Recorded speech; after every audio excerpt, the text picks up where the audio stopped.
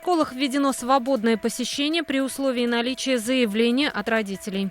Если из-за ситуации с коронавирусом вы не хотите отпускать детей в учебное заведение, можно оставить их дома. Для этого нужно написать заявление на имя директора учебного заведения. Рустам Минниханов поручил правительству республики взять под особый контроль наличие продуктов и товаров первой необходимости в магазинах.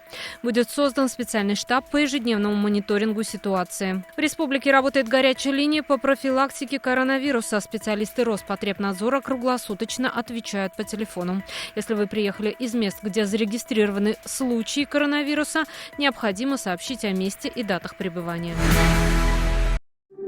Yoz yaxshi xabarlar olib kela. Yangi asr kanalında dünya ko'rgan Жылы izleyjonlar filmin qabat qarorga tilaysizmi? Ko'p sonli tomoshachilar so'rovi bo'yicha filmning barliq seriyalarini hozir tnv.ru saytida ko'rarga bo'ladi.